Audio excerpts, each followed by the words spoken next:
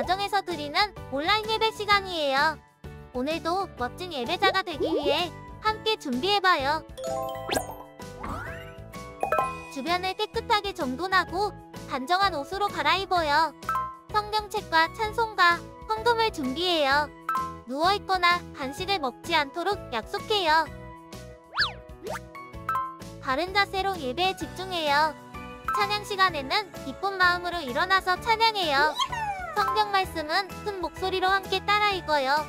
설교가 끝나고 기도 후에는 큰 소리로 아멘해요. 아멘. 준비한 헌금은 따로 적은 통이나 성경책에 모아두었다가 교회에 출석할 때 드려요. 광고도 잘 듣고 기억해두세요. 한 주 동안 오늘 배운 말씀을 따라 살기로 약속해요.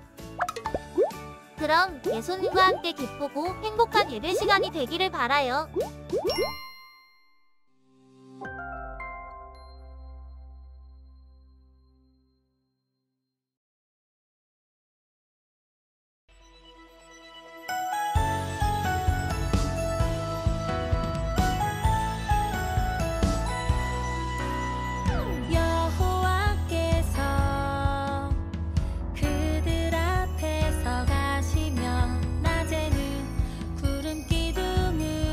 그들의 길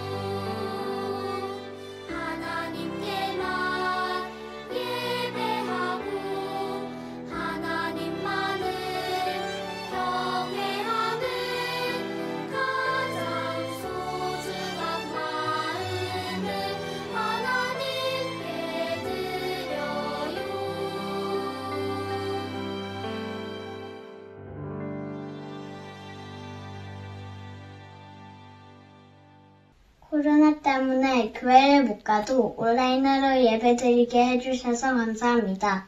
온라인이지만 예배를 잘 드리게 해주세요. 그리고 지난 한 주간 알게 모르게 지은 죄를 용서해 주시고 이제는 하나님 말씀대로 살아가게 도와주세요. 예수님의 이름으로 기도합니다. 아멘.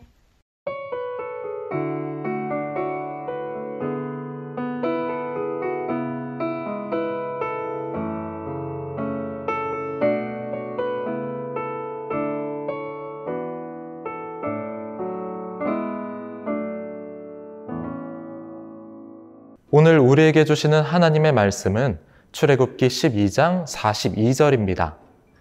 이 밤은 그들을 애굽 땅에서 인도하여 내심으로 말미암아 여호와 앞에 지킬 것이니 이는 여호와의 밤이라 이스라엘 자손이 다 대대로 지킬 것이니라. 아멘. 지난 시간 하나님께서는 떨기나무 가운데서 모세를 부르셨어요. 그리고 이스라엘 백성들을 구원해내라고 이집트로 보내셨는데요. 오늘 어떠한 내용이 이어지는지 우리가 함께 성경 말씀을 배워보도록 할게요. 이스라엘 백성들을 이집트에서 인도해내라는 하나님의 부르심을 받은 모세는 이집트로 갔습니다. 모세는 형 아론과 함께 바로왕 앞에 섰는데요. 바로왕에게 여호와 하나님께서 이스라엘 백성들을 보내라고 하셨다고 말을 전했어요. 하지만 바로왕은 고집을 부리면서 이스라엘 백성들을 놓아주지 않았어요. 오히려 이스라엘 백성들이 게을러져서 여호와를 섬긴다고 하며 이스라엘 백성들을 더욱 괴롭게 하라고 명령을 했어요. 벽돌을 만들 때 벽돌을 만들 재료를 주지 않고 스스로 벽돌을 굽게 하는데 재료를 주지 않기 전과 같은 속도로 주어진 시간 안에 일을 완성하도록 더욱 힘들게 일을 시켰어요. 이 때문에 이스라엘 백성들은 모세를 원망하게 되었어요. 모세는 하나님께 기도했어요. 하나님은 모세에게 말씀하셨어요.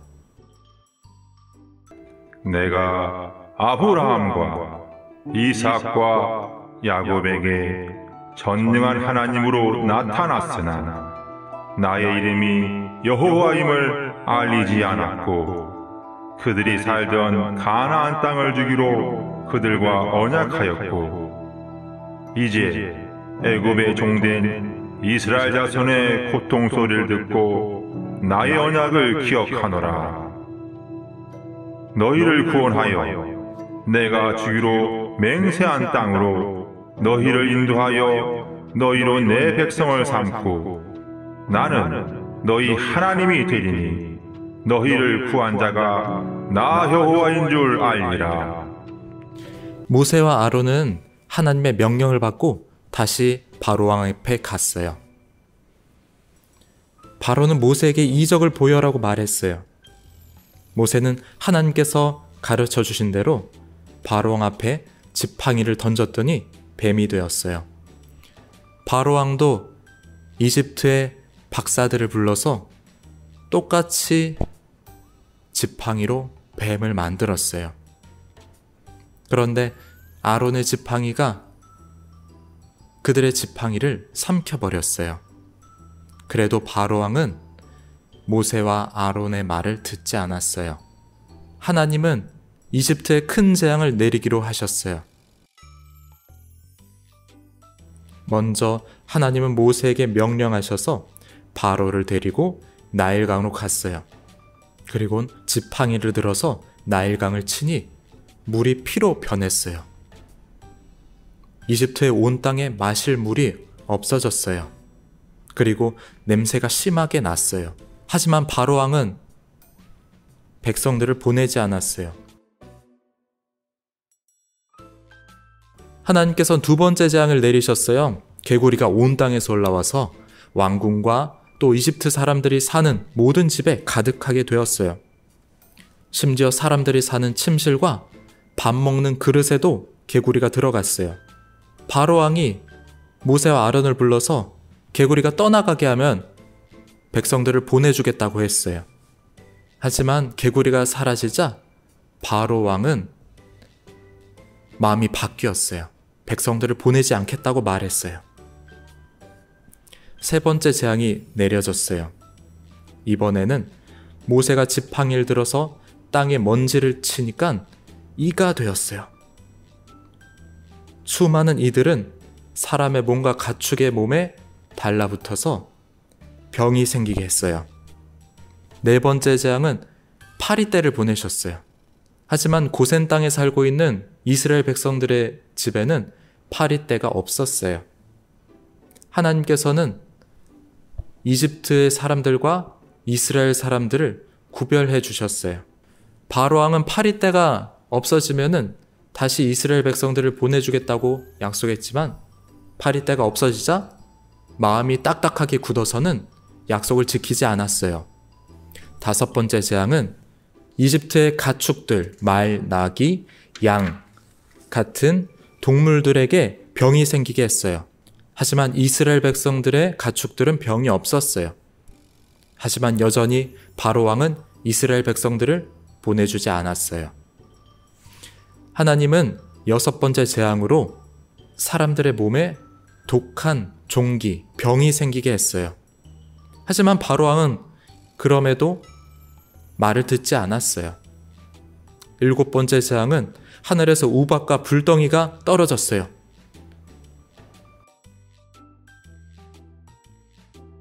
바로왕은 여전히 마음이 강팍해서 이스라엘 백성들을 보내지 않았어요. 여덟 번째 재앙은 메뚜기 떼가 이집트의 온 땅을 덮었어요. 밭의 모든 채소와 나무 열매를 다 갉아먹었어요. 이집트 사람들은 먹을 것이 없어졌어요. 바로왕은 이번에도 메뚜기 떼를 없애주면은 이스라엘 백성들을 보내주겠다고 했지만 메뚜기 떼가 사라지자 또 약속을 지키지 않았어요. 아홉 번째 재앙은 3일 동안 깜깜한 흑암이 이집트 온 땅을 덮었어요. 사람이 사람을 볼 수 없었어요. 아무도 집 밖을 나갈 수가 없었어요. 하지만 이스라엘 백성들이 사는 고센 땅에는 빛이 환하게 비쳤어요. 바로왕은 흑암이 사라지자 이스라엘 백성들을 또 보내지 않겠다 말했어요. 마지막 10번째 재앙이 이집트 온 땅에 내려졌어요. 그것은 바로 첫 번째 태어난 모든 생명이 죽는 벌이었어요.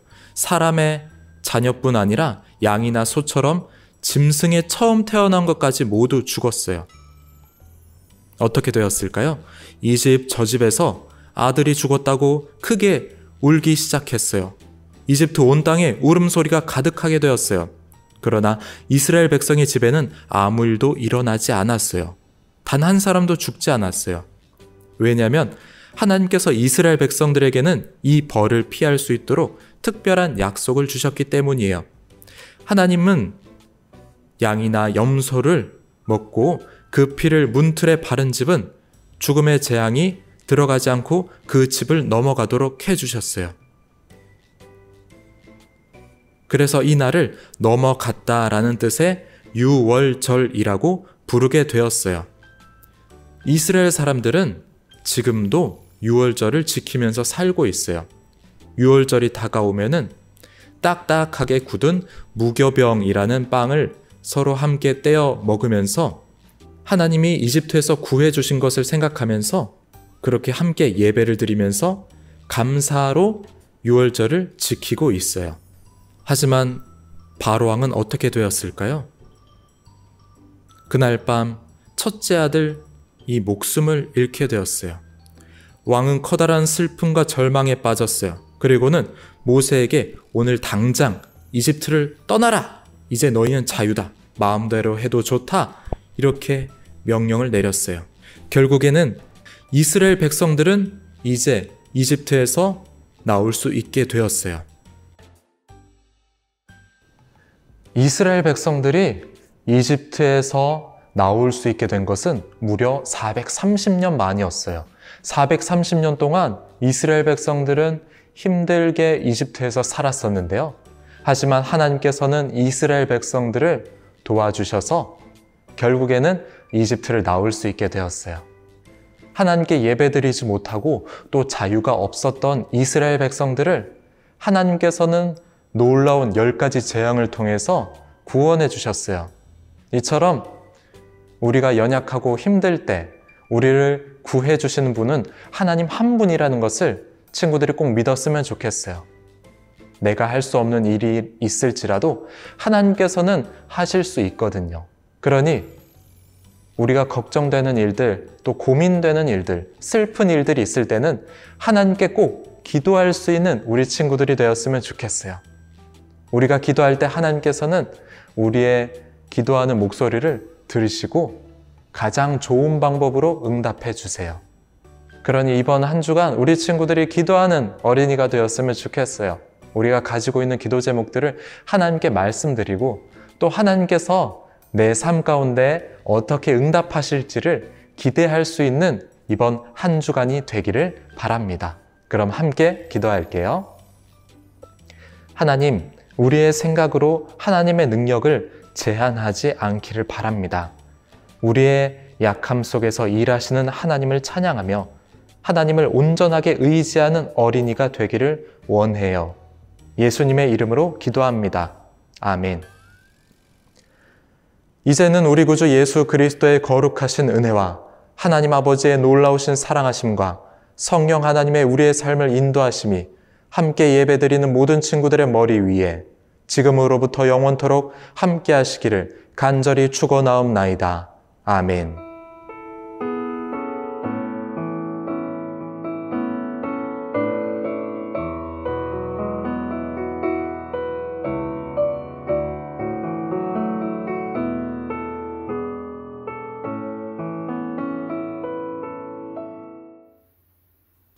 할렐루야! 청암어린이부 광고입니다. 첫 번째, 3월부터 사용할 새 분방 교재를 지난주에 각 가정으로 배송 주문하였습니다. 잘 보관했다가 온라인 또는 오프라인 예배 때 활용해 주세요. 아직 교재를 못 받은 가정은 부장교사에게 꼭 연락 주세요. 두 번째, 다음 주도 어린이부는 온라인 예배를 드립니다. 예배 참여한 가정은 인증 댓글을 밴드에 올리거나 담임교사에게 알려주시면 달란트 시상 및 연말 시상에 반영됩니다. 세 번째, 지난 주일 6학년 이윤술 어린이가 2년 반 만에 드디어 인도에서 귀국했습니다. 온라인 예배와 줌으로 하는 분방 공부에도 잘 참여해준 윤술이 환영합니다.